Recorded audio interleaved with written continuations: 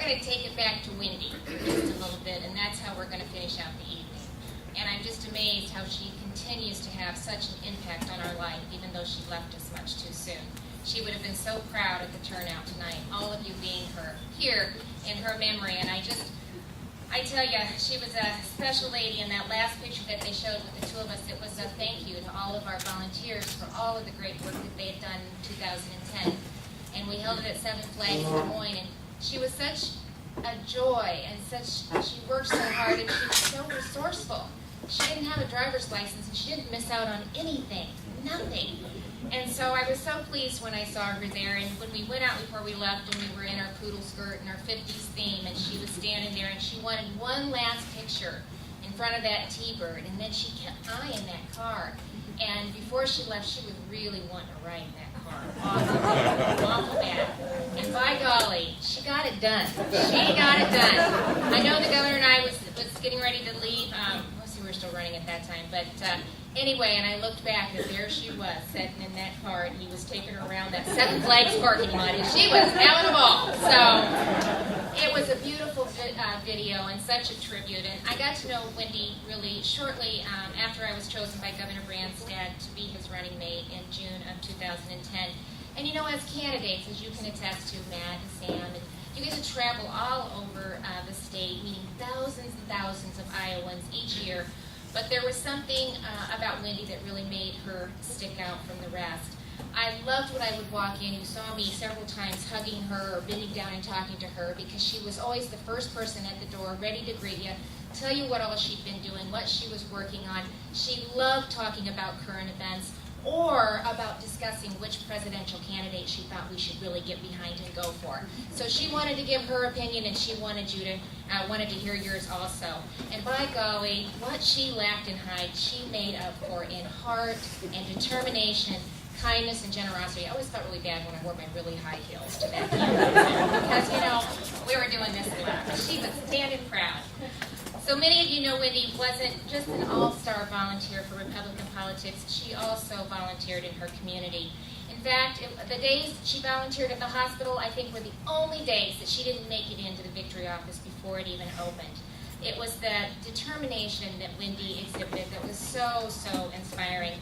I know when the office was set to close at 9 p.m., a lot of times they particularly almost had to pry that phone out of Wendy's hand and send her home. I can remember going in there one time, and she was making calls and telling me about all the calls that she had made. And she had a sore throat. She wasn't feeling right, 100%. Guess what she had next to her phone? A bowl of lemon drops. Because if she kept sucking on those lemon drops, then she knew she could keep making phone calls, and she could reach that goal that, it was a competition between all of the headquarters, and by golly, she was going to do everything she could to make sure that this one won. She always wanted to make just one more dial. After all, that one more dial could be the difference, and Wendy, she knew that, and she understood it. The just one more dial mentality Wendy displayed led her to making over, now get this, I thought I had to read it twice, 100,000. Yes, 100,000 phone calls between 2008 and 2010 election. And in races that sometimes come down to a dozen votes, which yours is not going to be down to a dozen votes, we're going to do better than that. But just think of the difference that, Wendy made in that campaign headquarters. Think of the difference that you and everything that you do can make, whether it's phone calls, raising dollars, putting up signs, lip dropping, door knocking. That difference, that time that Wendy spent helping other candidates really is one of the things that really turned this state around. So I'm going to take a little different approach, because I think we all know the dysfunction that's going on at the federal level. And I tell you what, I'm proud to tell you that Iowa is a complete contrast to what's going on at the federal level. With the leadership, courage, vision of Governor Branstad and this administration to make the tough decisions that needed to be made, eliminating a $900 million deficit, balancing the budget without raising taxes, eliminating the use of one-time money, restoring the economic and cash reserves, and a significant ending balance. We are now one of the top 3 best managed states in the nation, and Iowa is the best state that has ever had a state in this state's history, and we need to remember that. It takes a leader that's willing to work out, that's not afraid to have a vision and a plan and execute it. And that's what's being done. You know, we got the state budget under control. We revamped the economic development department because of that, and traveling the state, marketing, getting our fiscal house in order. We have over $9 billion that has been invested in this state since we took office. We have companies like Facebook and Google and Microsoft, 2 fertilizer plants that are going to have an extreme benefit to our farmers all across the state. Cargill, CJ, I mean the list goes on. And I tell you what, what's exciting to me is it's not just happening in 1 or 2 spots. It's happening in counties all across the state, large and small, rural and urban. We are making a difference. For the first time in 35 years, we turned the corner and we got property tax done. We reduced the commercial and industrial property tax. That's significant. That's $4.4 billion over 10 years. That makes us more competitive. That will allow this economy and businesses to continue and invest not only in our communities but in our economy and especially in Iowans. We have gone a long way in passing education reform. It needs to be done. In 1982, we led the nation. We've fallen to the middle of the pack. It's unacceptable. We put a transformational education reform in place for the first time in 30 years. Where's the college Republicans?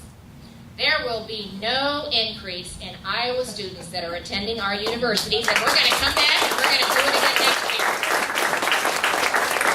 And expanded homeschool and opportunities and freedoms, and as well as school choice with increase in the school tuition organization. We've also gone a long way in reaching our goal of becoming the healthiest state in the nation by passing Iowa's Health and Wellness Plan, which really is an Iowa plan. It's a sustainable plan, and it's based on healthy outcomes. Because if we don't take control of our health, that is going to be only one of the ways that we are going to begin to contain healthcare costs in this state and in this nation. So I'm going to cut this short. It's been a long night. You've heard from a lot of great candidates. Again, I just want to say thanks for being here. We're just getting started. We got a lot of great opportunities ahead of us. We're going to continue to work hard to earn your support and continue to move this state forward. And we can't do it without you. So we need each of you to step up. Let Wendy be your guiding light.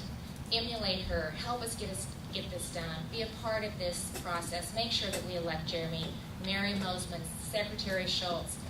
Who am I forgetting? Secretary Northey. I'm going out the list here. We got a lot of great candidates that run, and we can't do it without your help. So thank you for being here. Stay engaged. Let's get out there and make 2014 a huge success. And let's never, never, never, ever, ever, ever forget the great things that Wendy did to give us the support to get where we are today.